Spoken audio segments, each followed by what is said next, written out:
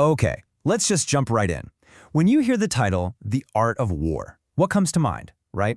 It's probably generals, massive battlefields, maybe some ruthless tactics.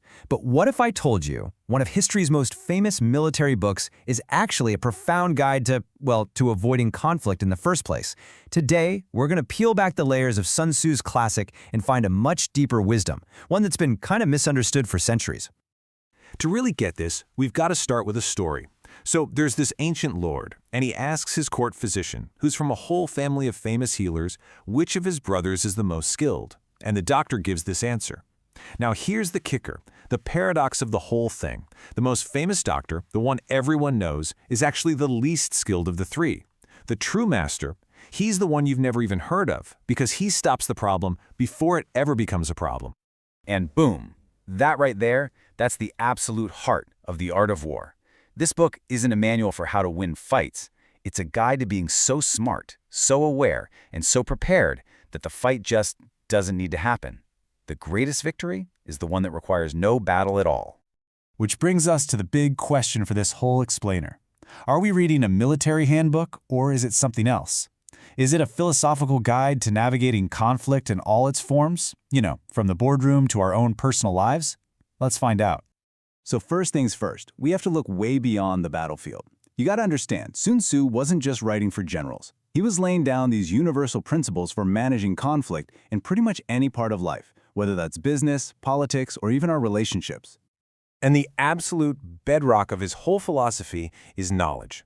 Sun Tzu is basically screaming from the pages that before you make a single move, you have to be completely aware of the situation. You need to gather all the information you possibly can. And he doesn't mince words here. Strategy doesn't start with some brilliant plan of attack. No, it begins with a totally ruthless, completely objective look at the situation. You have to know your opponent's strengths and weaknesses, sure, but, and this is just as important, you have to know your own. This isn't about ego, it's about reality. Where are they strong? Where are you weak? And this leads to this really cool core concept, emptiness and fullness. Just think of fullness as an opponent's strength, their best troops, their hottest product, their strongest argument. Emptiness, on the other hand, is their weakness. Their supply lines are stretched thin, their team morale is low, there's a huge flaw in their logic. The entire art of strategy, then, is to simply avoid their fullness and strike their emptiness. So what does that look like in practice? Well, the book lays it out perfectly.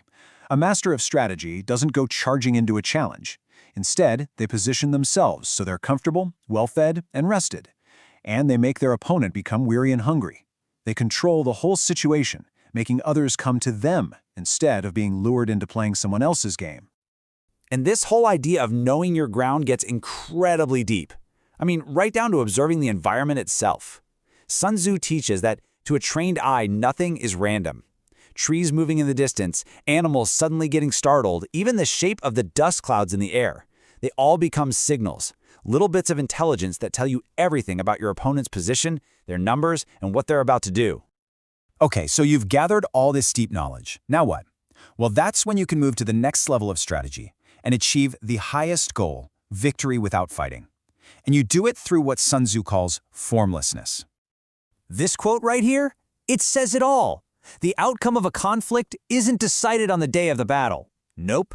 It's decided way before, in all the preparation, the intelligence gathering, the strategic positioning. By the time the actual conflict happens, the wise leader has already made sure they're going to win. The ignorant general, well, he just shows up and hopes for the best. Now, if you want to see what happens when you have all the power in the world, but none of the wisdom to back it up, we have to talk about the classic Chinese tale of the Monkey King. He is the perfect symbol of pure force without any intelligence. Let's just walk through his downfall. First, he gets his hands on a weapon and starts teaching his followers to play fight. But this play then sparks paranoia.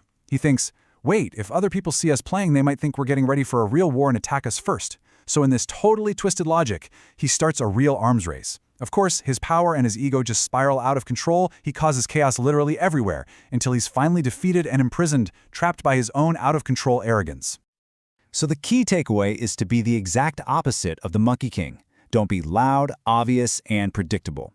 The ideal state is formlessness. You want to be so adaptable, so subtle, so mysterious that your opponent literally has no idea what you're doing or what you're going to do next. If they can't even form a plan against you, then you're already the one in control. You're directing their fate.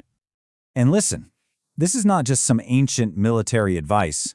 Think about it in today's world. A brilliant business person doesn't go around bragging about all their secret projects and advantages. No way. They operate quietly, securing their position, almost appearing to have nothing special going on, all while they're actually shaping the future of their entire market. This wisdom is completely timeless. But here's the thing. All this amazing strategy and knowledge is totally useless if you don't have the right kind of person in charge. So what makes a truly wise leader? For a masterclass on this, we can turn to another incredible strategist, Zhuge Liang. Zhuge Liang was an absolute master of human psychology. He saw that common character flaws create very specific, very predictable weaknesses in a leader. For example, a general who's brave but reckless, well, he can be easily baited into a trap. The one who's hasty and impulsive, you can defeat him just by stalling. See? Each flaw creates an emptiness that a smart opponent can exploit. The ideal leader, in contrast, has this deep sense of inner calm, of tranquility. And why is that so important? Because it's from that place of calm that you get clear thinking. It's where you find the ability to learn and the wisdom to actually see the talent in other people and help them grow. A stressed-out, agitated mind just can't lead effectively. And a truly great leader, they're not just looking for talent among the rich and powerful. They get that real ability and solid character, sincere, upright people, are often found in the most humble and obscure places. The leader's real job is to look past all the status and find that genuine worth. And that brings us to the end, to what is maybe the most profound and overlooked message in the entire art of war. A really deep, sobering understanding of the true, terrible cost of conflict. This little story is just so powerful. Think about it. What destroys a nation? It's not losing, it's winning. Too much. Constant wars exhaust the people, and they make the ruler arrogant. And an arrogant leader commanding a weakened population? Well, that's a recipe for total collapse. Even winning has a price, and sometimes that price is everything. And this right here is Master Sun's ultimate warning to us all. He's saying, do not start a war out of anger or rage. Why? Because emotions are fleeting. Anger can turn back into joy.